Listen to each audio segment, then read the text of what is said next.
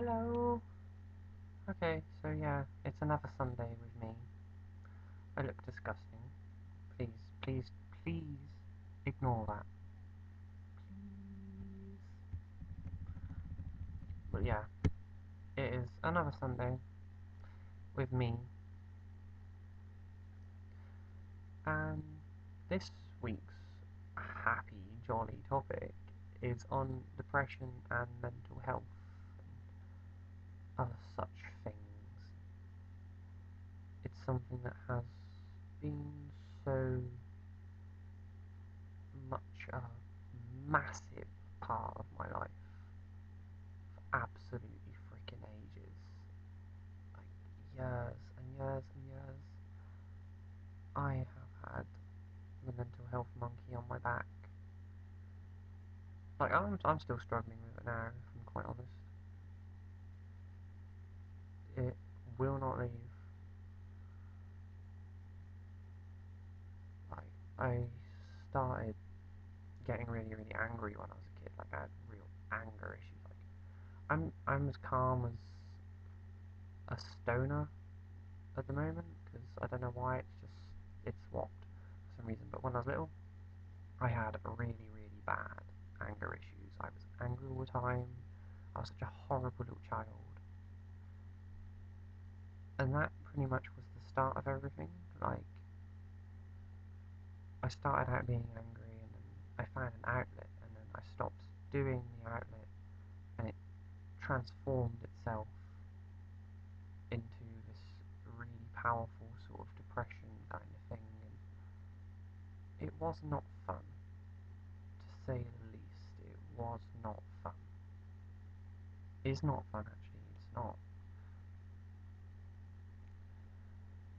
Yeah, I've I've never been diagnosed of anything. No one's turned around to me and said, oh yeah, you have such and such mental health issue. I just categorize it as I have really, really horrible mood swings, and I'm down 75% of the day. And I went through this massive long period of where I didn't eat and made myself really unhealthy. I was overdosing on weight loss tablets. And it was kind of like a bit of an eating issue, but again, no one sat there and said, this is what you've got. No one sat there and said, oh yeah, you're anorexic. Because, I don't know why they never said it actually. It's something that my family have always took the piss out of, because it's like, I was in therapy for something like 6 years, and not one psychiatrist actually sat there and said, oh hey, you have like bipolar or clinical depression or whatever. So many different types of depression, it's just insane. But no one sat there and said, this is the problem, this is how we solved it. They were just sort of like, hey, have some citalopram and see how that goes. Oh yeah, and at one point, this was like when I was really, really, really down. Like, it was at the same time I was self-harming, and I had the eating going on, and I was depressed all the time, like 95% of the time. I actually had things going on in my head, like there was voices just ticking around. I mean, granted, it took me a couple of years to realise that really it's just myself talking back. But for a large period of time, I was genuinely convinced that they were different parts of me, talking to me and taking the piss and making me feel like shit, making me do horrible things. Like, starving was one of them, self-harming was the other, and suicide attempts, because I got 3 of them on my list, but again, was never discovered by a professional. I seem to be avoiding the professionals somehow, I'm not entirely sure how. Few people know that actually, few people are aware of this. Now, my mental health history is so rocky. Like, as of like last week, I've decided I've got to use bio oil on my arms, because obviously I've got 6 years of self-harm on my back. So that's a lot of scars. If you add them up for almost continuous self-harm, that is a lot of scars to fix. So bio oil, and then when they're able to sort of look a bit more like skin, I'm going to get tattoos over it, because if you are going to self-harm, don't do it on your arms. Don't do it in a visible place, because there's so many people who ask questions, and oh my god, the questions get aggravating. It's really annoying. That's actually the only reason I want to cover them up with tattoos. Well, in that specific place, because I've wanted tattoos for a while. I've just never said, oh yeah, arms. But such is life. You have to deal with it, don't you? I don't really call it a mistake doing the things I did, because they were intense learning curves. Intense learning curves. They were big. They really do get inside your head, and a bad way to start off with it, when you've pulled yourself out of it, you can sit there and say, fuck yes, this is good. I've pulled myself out of something that not a lot of people can pull themselves out of. But my ultimate tip, I mean, I was talking to my best friend yesterday about her mental health issues, because she has some really bad ones as well. And I sat there and I said, look, the only thing that has ever been said to me by a therapist that I'm ever going to carry away with me is, you need a coping mechanism. If not 3 coping mechanisms, you need your primary, your secondary, and your backup.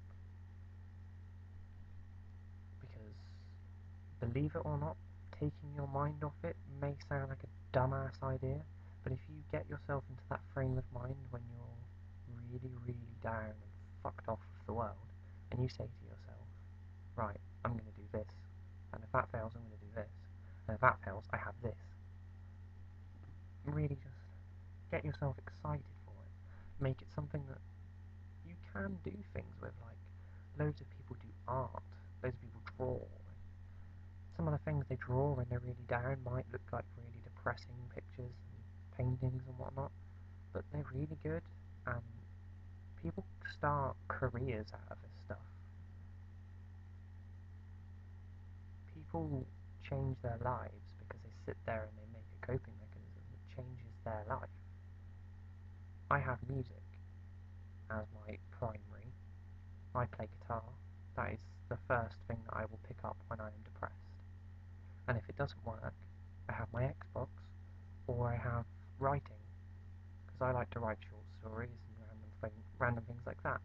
And that, all them, well, 2 of them 3 things could turn into some kind of career for me. And I hope they do, to be quite honest, because I enjoy them more than anything on the planet. That is my ultimate tip. A coping mechanism will get you so much further than going to a therapy session, because the coping mechanism is something you can do when you're at home. It's something that is portable, something you can pick up and take with you wherever the hell you're going.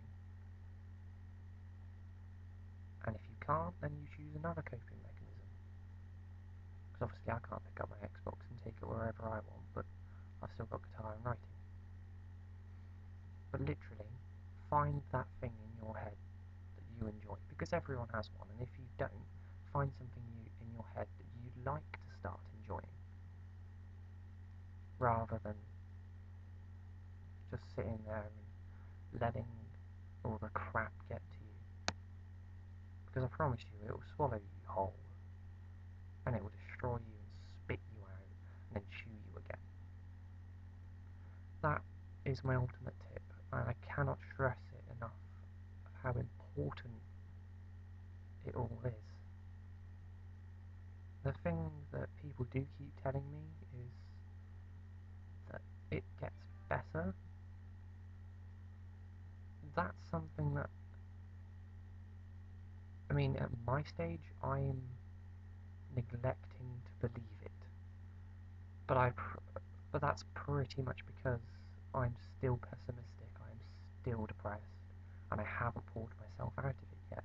But when I look at all of the ways that my life could change career-wise, I think to myself, no, that looks like gold. Looks like so. Actually, I'm gonna leave you on that. I think because it is about the only good piece of advice that I can give you given the situation that I'm in. Yeah. Coping mechanisms, and it will get better. I do mean that seriously. Of course it gets better, otherwise, well, there's no point. Fight. Fight for everything that you believe in, and nothing will hurt you. And if it hurts you, literally tell it to go screw itself. I know it sounds like a really bog standard thing to do, but use your coping mechanisms. Tell the haters to fuck off. The haters suck. They are rubbish. They do not deserve your thought. They do not deserve your time. They do not deserve you. They fuck with your head for ridiculous reasons that are beyond me. And quite frankly, if someone starts being a dick and you ignore them, that pisses them off to the point of boredom. I know it's a really bog standard, it's a silly way to respond to someone who's being a dick to you, but if you ignore them and just walk off, they can't do anything because you haven't provoked them. But unfortunately things like that are far too complicated for a 15-minute video. But yeah, I am opening a channel of support here. Please comment. Please send messages, whatever, and I'll try and be there for you as much as I can. It's the only thing that I can do. If you're watching it and you need support, if you're watching any of our videos and you need support, just ask. We're here. Literally here. But yes, I leave you with that. I hope you all have a fantastic week. See you later.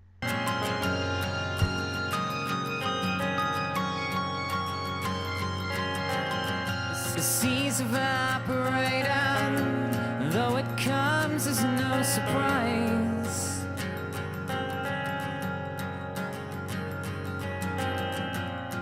these clouds we're seeing